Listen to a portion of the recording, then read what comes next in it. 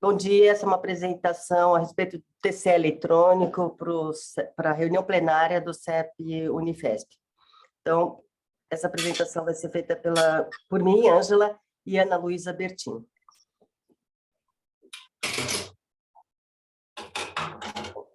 Começamos, então, aqui com a definição de termo de consentimento livre e esclarecido. Então, o termo, né, ele é um documento, no qual é explicado o consentimento livre esclarecido do participante e ou do seu responsável legal, de forma escrita, devendo conter todas as informações necessárias em linguagem clara, objetiva, de fácil entendimento, para o mais completo esclarecimento sobre a pesquisa a qual se propõe participar. Tá? Então, ou seja, para nós, relatores do CEP, esse é um conceito muito claro, né? Parte do nosso trabalho no CEP é avaliar o termo de consentimento para assegurar que o documento ele está bem escrito, né? Escrito e bem escrito significa numa linguagem clara, objetiva, e que possa ser compreendida pelo candidato a participante de pesquisa. Quando a gente fala em consentimento eletrônico, então, notem aqui as diferenças. Consentimento eletrônico, não estou mais falando de documento, né? Eu estou falando de um processo. Então, o consentimento eletrônico, ele consiste na formalização do consentimento em sistema eletrônico, plataforma ou ferramenta eletrônica que permita níveis elevados de segurança para as informações do consentidor, que pode ser realizado de forma presencial ou remota. Então, quando a gente fala em consentimento eletrônico, isso significa que no processo de obtenção do consentimento do participante, eu estou usando aqui algum meio eletrônico, alguma plataforma tecnológica, ou seja, eu estou obtendo um consentimento para participar de uma pesquisa de forma eletrônica, ou seja, de forma remota. Então, porque se o participante estivesse, né, presencialmente, ele poderia dar esse consentimento presencialmente e assinar esse documento presencialmente. Então, quando a gente fala em consentimento eletrônico, a gente está falando em consentimento, geralmente um consentimento remoto, tá? Utilizando uma tecnologia. Agora, o que eu quero fazer aqui é uma introdução, antes da gente entrar especificamente na regulamentação de pesquisa. Acho muito importante que a gente tenha sempre em mente os requisitos de validade jurídica de um termo de consentimento livre e esclarecido. Ou seja, quais os requisitos para que esse documento seja válido? Né? Então, eu tenho que ter um agente capaz. O que significa isso? É um agente, ou seja, a pessoa, né, que possa exercer atos da vida civil, ou seja, que possa praticar atos que tenham a validade jurídica. Tá? Quem é o agente capaz? Qualquer um que seja maior de 16 anos, tá? Desde que representado aqui pelo seu representante legal. Então, o que isso significa? A lei, ela estabelece quem é absolutamente incapaz, ou seja, quem não pode exercer atos da vida civil, que são os menores de 16 anos. E tem também os relativamente incapazes, que são aqueles que podem exercer atos da vida civil, mas que devem estar aí assistidos pelos representantes legais. Ou seja, se tem um TCLE assinado por um menor, tá, por um participante de 15 anos, e esse participante não está representado pelo seu representante legal, seja o pai, mãe, tutor, esse documento não é válido. Tá? Então, esse é um requisito muito importante. O outro requisito é que o objeto, né, desse documento, o objeto da contratação, o objeto da negociação, seja lícito, ou seja, tem que ser um objeto possível, determinável ou determinável. Né? No nosso caso, o objeto do TCLE é a realização da pesquisa, é a obtenção do consentimento para ingresso nessa pesquisa. Então, aqui a gente está sempre falando de um objeto lícito, um objeto, né, do TCLE, ele é um objeto legal. Forma prescrita e não defesa em lei. Ou seja, se há uma formalidade específica, o negócio jurídico pode ser realizado por qualquer forma, não contrária à legislação. Ou seja, nós, né, qualquer um pode, enfim, estabelecer um negócio jurídico, desde que não esteja proibido em lei. Tá? A pesquisa clínica não é proibida em lei, ao contrário, ela é regulada, né? E então aqui a gente está falando de uma atividade lícita, né? Uma atividade que é permitida.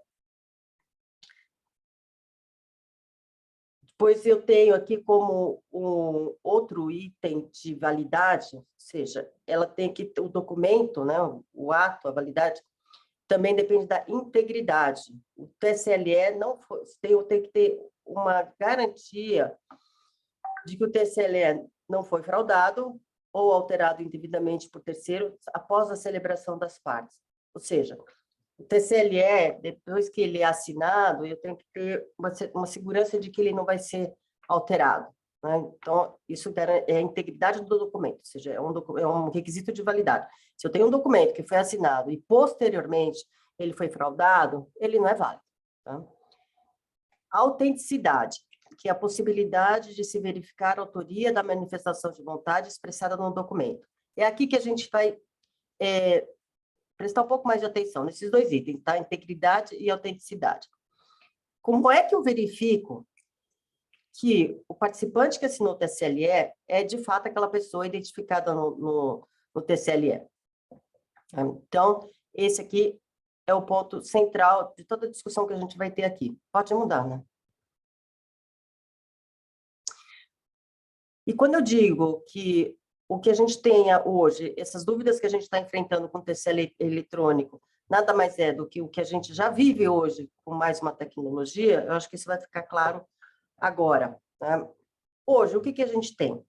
TSL é físico. O TSL físico, no processo de obtenção do consentimento, ele pode ser realizado, né, com o participante, né? Então, firmando o TSLE na frente dos assistentes, do pesquisador. Né? Então, com isso, o que eu atesto? Eu atesto a autenticidade.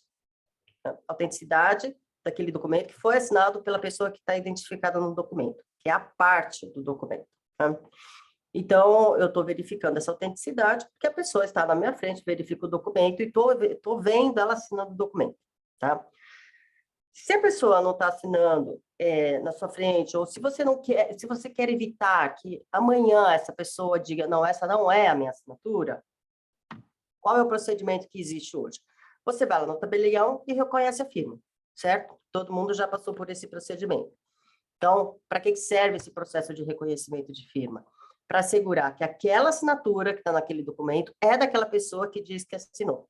Então, se vocês forem observar aquele dedinho, né, que aparece no processo lá de reconhecimento de firma, vai estar escrito que a pessoa, fulano, essa assinatura é do fulano de tal por similaridade, tá? Então, ele está dizendo, olha, essa assinatura parece ser mesmo dessa pessoa aqui. Então, com isso, com o processo de reconhecimento de firma, você garante a autenticidade daquela assinatura, tá? Que é o processo que a gente conhece como reconhecimento de firma, né? A autoria, ela pode também ser reconhecida por qualquer outro meio, né? Eu já dei esse exemplo, quando a pessoa assina na sua frente ou na presença de testemunhas, então todas elas vão poder atestar essa autoria, autenticidade, ou por qualquer outro meio, né, que seja aceitável, ou por qualquer outro meio de certificação, tá? E o TSLE físico, ele vai ser válido desde que não haja impugnação. Então, você vai me dizer, olha, então se a pessoa assina, eu tenho que reconhecer firma, ela tem que assinar em frente a testemunhas, ela tem que seguir algum procedimento? Não, mas se esses procedimentos não forem adotados, lá na frente, essa pessoa pode reclamar, tá? Enquanto ela não reclama, o documento é válido. Se lá na frente ela reclama e fala, não, essa não é a minha assinatura, então esse documento, a validade desse documento está em questão. Tá. Então, vamos lá, vamos passar agora para o nosso universo eletrônico, né? O que a gente tem hoje nada mais é do que o mesmo sistema que sempre existiu, só que com uma nova tecnologia. Então, hoje, a gente tem a possibilidade de ter uma assinatura certificada de forma eletrônica, tá? Ou seja, eu estou aqui substituindo essa figura do tabelião.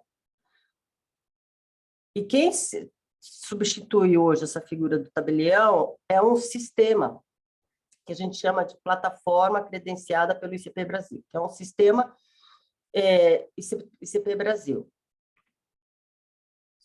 Isso significa o quê? Se uma assinatura não for realizada no sistema, dentro de uma plataforma ICP Brasil, ela não é válida? Não, certo?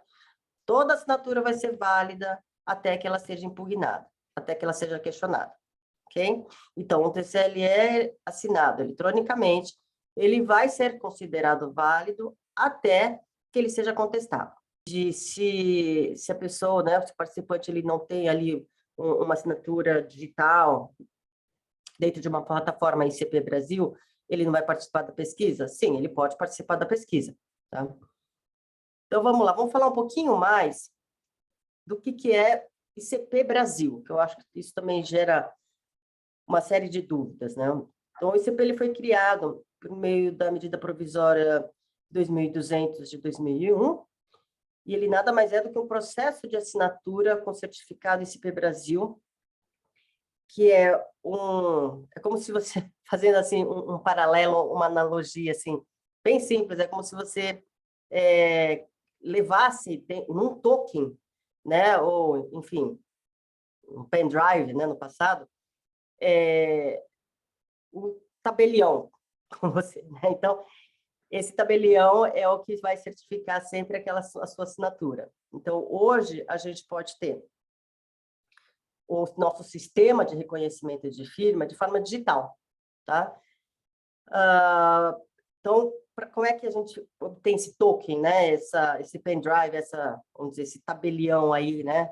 Conosco. Então, a gente faz aí um processo de certificação, né? Então, você vai, né, quem quer que esteja oferecendo aí um sistema de assinatura eletrônica certificada dentro de uma plataforma ICP Brasil, você vai na presença de uma pessoa mesmo, apresenta seus documentos, a pessoa verifica isso e você ganha lá um tokenzinho que é a sua identidade digital, vamos dizer assim, né?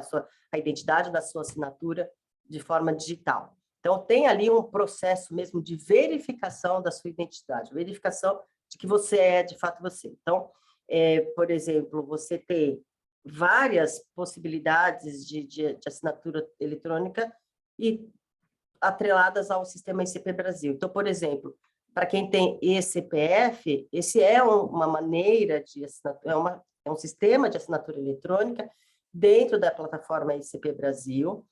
No nosso caso de advogados, a gente tem também um certificado que pode ser emitido pela OAB, dentro da plataforma ICP Brasil, e o próprio CFM também, né? Então, você tem...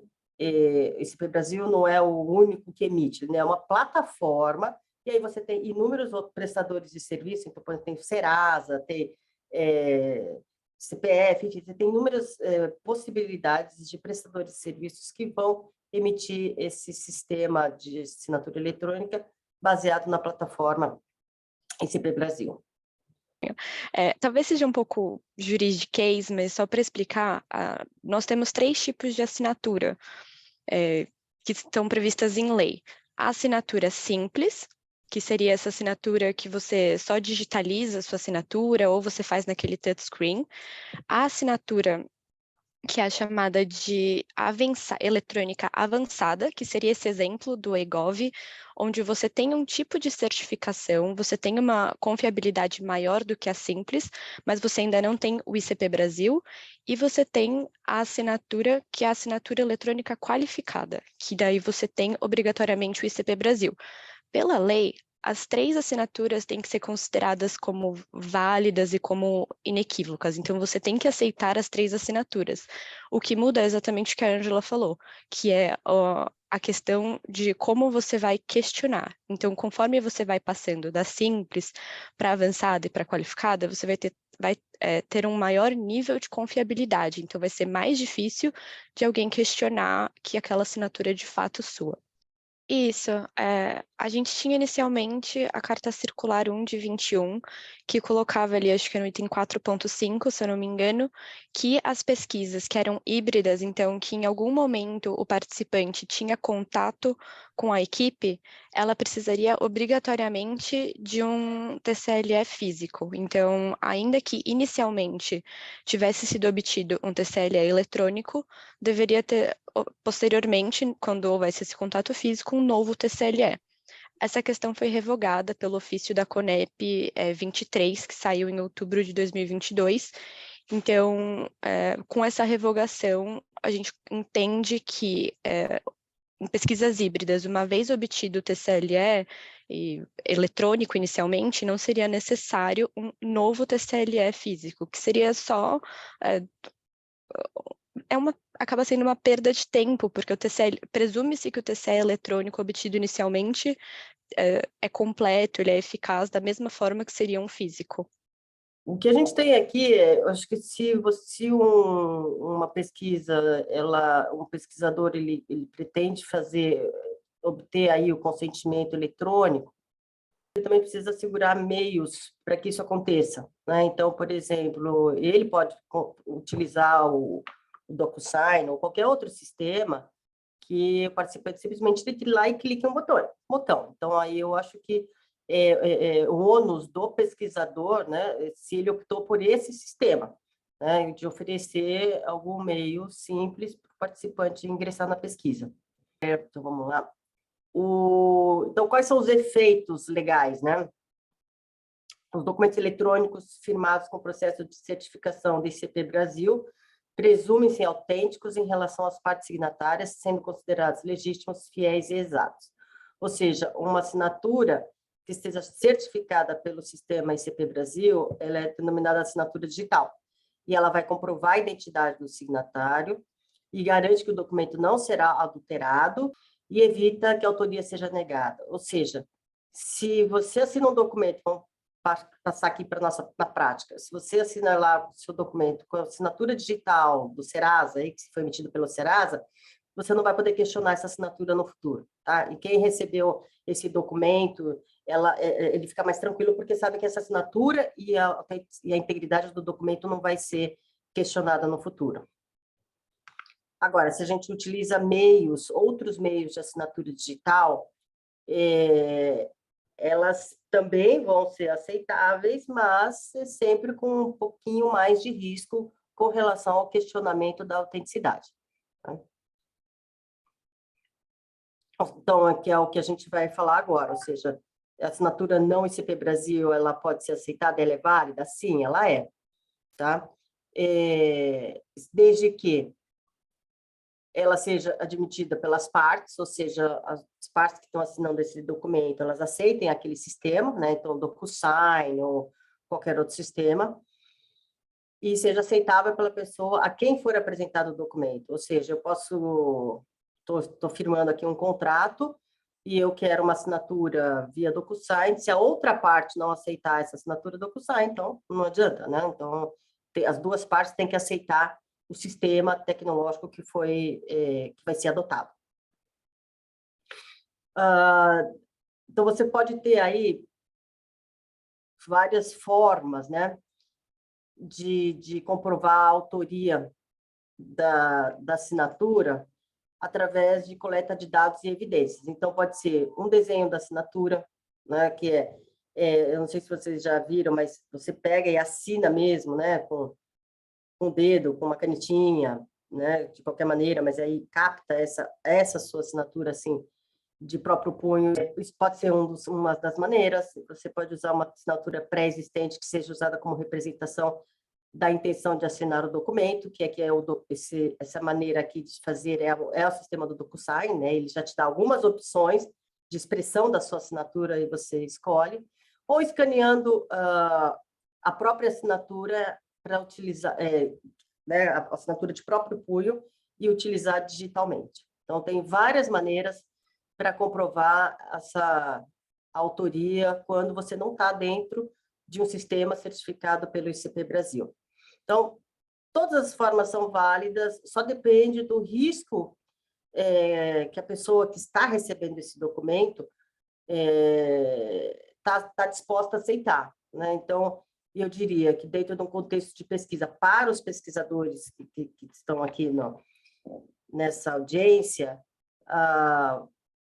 eu acho que é muito importante você ter um sistema muito seguro nas pesquisas clínicas pediátricas, que eu acho que é aí que estariam os maiores problemas se houver um questionamento da validade da assinatura.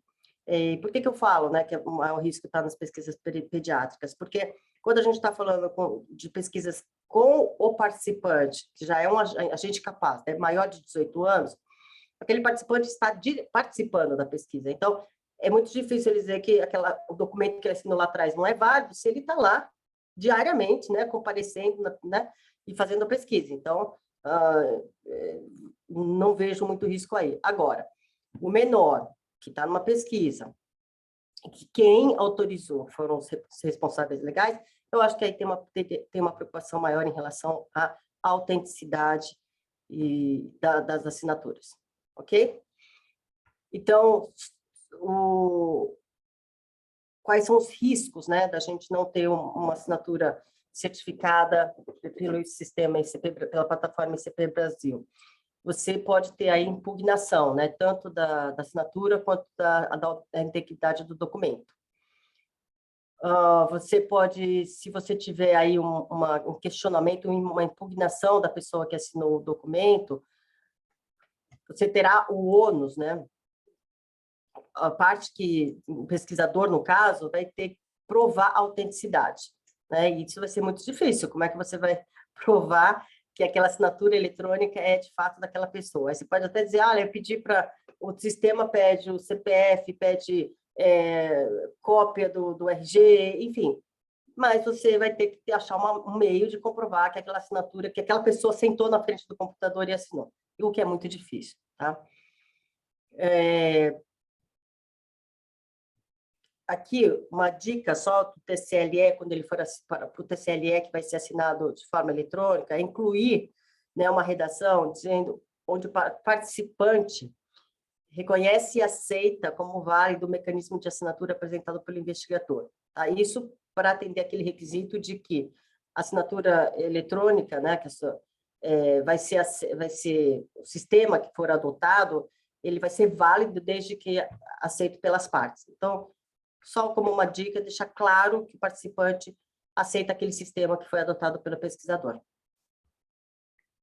Okay? Então, essa daqui foi uma introdução só para... Eu acho que tem que ter como um pano de fundo aí o entendimento do que significa uma assinatura, por que ela é importante, né? Por que a validade da assinatura, por que a assinatura ela tem que ser válida, porque isso é o que garante a validade do documento. Tá? Então, agora a Ana vai apresentar especificamente as regras que nós temos hoje para as pesquisas clínicas, envolvendo o TCE eletrônico. Atualmente, além das regras gerais de termo de consentimento que estão na 466, nós temos a Carta Circular 1, de 21, da CONEP, e agora o Ofício 23, de 2022, que foi focado apenas em TCE eletrônico e trouxe aqui uma maior clareza do que é esperado ao se utilizar essa ferramenta. Então, acho que, igual a gente falou, inicialmente é bom ter em mente que o TCE eletrônico ele não é utilizado apenas em pesquisas feitas remotamente. Pesquisas que estão sendo feitas de forma presencial, elas também podem utilizar esse tipo de termo ao invés de utilizar o padrão de papel. Então, isso é permitido. Você pode usar tanto presencial quanto remotamente. Então, igual a gente falou anteriormente, as pesquisas que não são 100% remotas, que têm qualquer contato presencial, elas podem, depois desse novo ofício, elas podem ter o consentimento de forma online apenas, não é necessário qualquer tipo de confirmação desse consentimento de forma presencial. E em qualquer situação, seja uma pesquisa presencial ou seja uma pesquisa remota, o protocolo da pesquisa tem que indicar minuciosamente o porquê daquela escolha. Então, o pesquisador ele tem que indicar o motivo de utilizar um TCLE eletrônico e explicar quais os potenciais benefícios e como vai ser a minimização do risco. E ao abordar o risco, é muito importante de que ele indique especificamente os riscos inerentes ao ambiente virtual. Então, está sendo utilizada uma nova tecnologia, o pesquisador vai ter que detalhar qual que é a plataforma que vai ser utilizada para esse consentimento, possíveis riscos daquela plataforma e por que aquela plataforma especial tem menores riscos e tem maiores benefícios do que outras plataformas disponíveis. Então, todos esses detalhes, eles têm que estar presentes no protocolo de pesquisa para serem analisados pelo CEP. E além desse detalhamento do porquê utilizar essa plataforma, o pesquisador também tem que detalhar todas as medidas a serem adotadas para assegurar o sigilo e confidencialidade dos dados.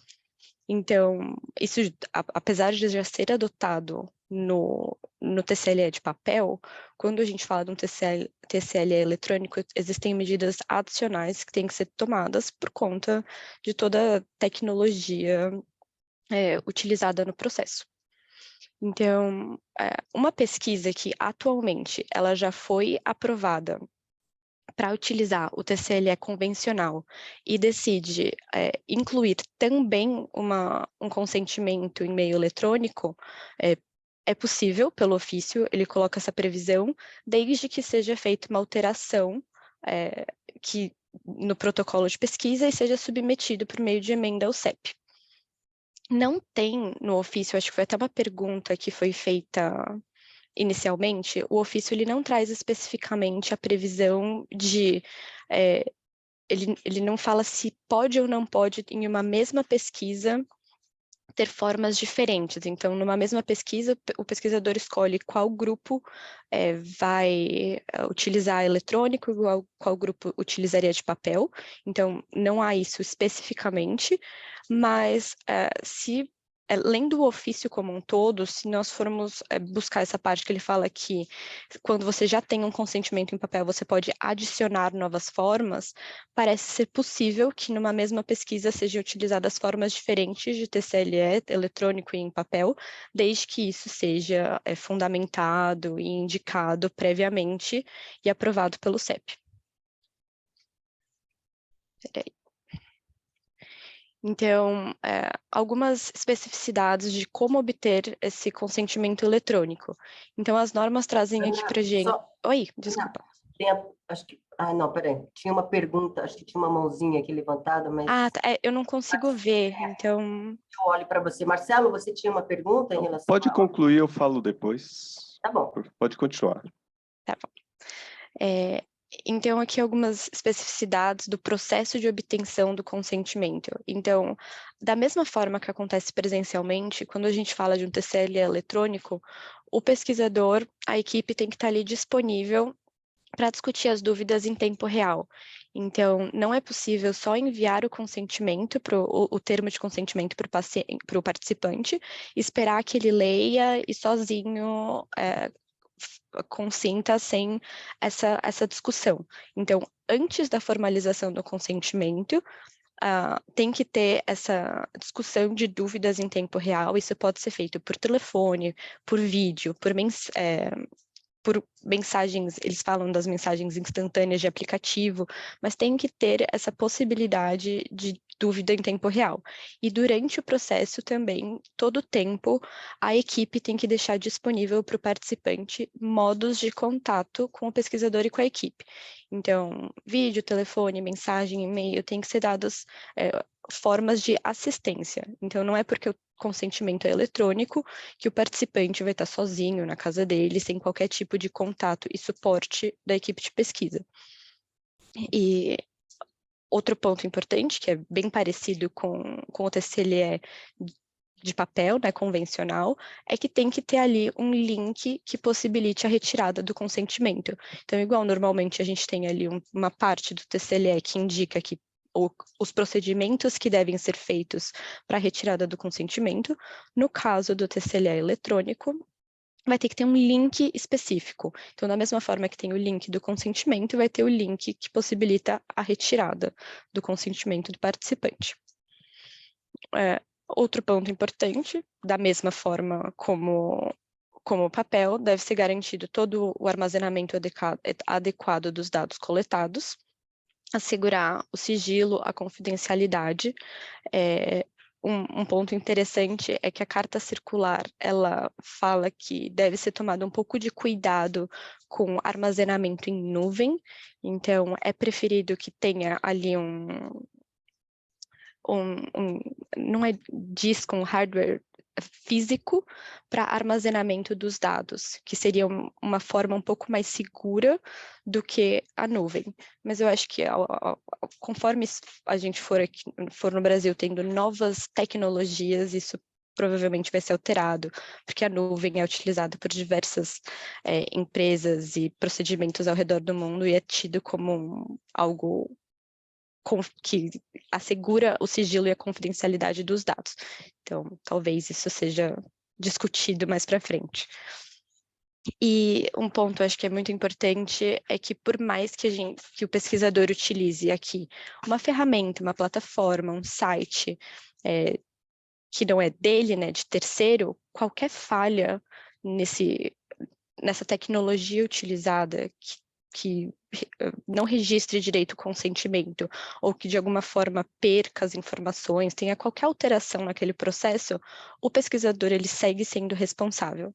Então, ele não consegue transferir a responsabilidade dele e falar, não, eu perdi esse consentimento porque a plataforma apagou sem querer.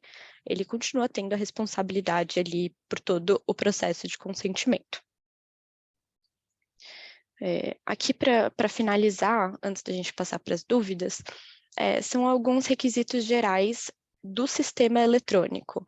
Então, existem algumas plataformas disponíveis atualmente, mas o pesquisador ele tem que demonstrar, e isso tem que estar bem descrito no protocolo de pesquisa, o porquê daquela plataforma e se aquela plataforma ela cumpre todos esses requisitos que foram indicados no ofício da CONEP. Então, a plataforma ela tem que permitir o acesso restrito. Então, o participante ele vai ter que se identificar para entrar, você vai ter que saber qual consentimento é de cada paciente, não é igual a gente vê, por exemplo, em algumas plataformas disponíveis no Google, em que qualquer um pode responder de forma anônima, tem que ser algo individualizado, e não pode ter a identificação dos pacientes para outros. Então, quando você entra, vai ser ali o login de cada um dos participantes, sem poder ver quem mais está utilizando aquela mesma plataforma. O sistema, né, tem que ter todos esses métodos que garantam confidencialidade das informações, se possível, criptografar todas as informações, não é uma obrigatoriedade, mas é algo que é recomendado. Aqui é algo que eu acho que é muito importante, que tira um pouco, ajuda nessa discussão que a gente estava tendo das assinaturas, é que o consentimento, ele não precisa ser necessariamente só escrito, só uma assinatura escrita. Então, pode ser por áudio, por vídeo, por PDF, então podem ter outras formas de consentimento, além do ICP Brasil, do certificado, e tem que ter uma possibilidade de envio para o participante do documento assinado. Então, primeiro, o consentimento vai ser assinado pelo participante, depois ele vai receber a cópia dele assinado pelo pesquisador e por ele também, da mesma forma como seria um TCLE físico. E 2 pontos que são importantes, que aparecem também no ofício, é que tem que ser possível a análise desse sistema e desse termo pelo sistema CEP-CONEP da mesma forma. Então, ao submeter o protocolo de pesquisa, se possível, já tem que ter ali o link que será acessado pelo participante para o CEP poder entrar, entender qual será a plataforma, ver o texto, tudo tem que estar igual do papel. Toda análise tem que ser feita igualzinho do tradicional no papel. E tem que permitir também ajustes antes da implementação. Então, depois da análise do sistema CEP-CONEP, tem que ser possível que o pesquisador faça ajustes igual ele faria num termo físico. E, preferencialmente, esse sistema tem que permitir auditorias, monitorias, formas de análise das informações que estão ali. Então, acho que eram essas as informações que a gente tinha.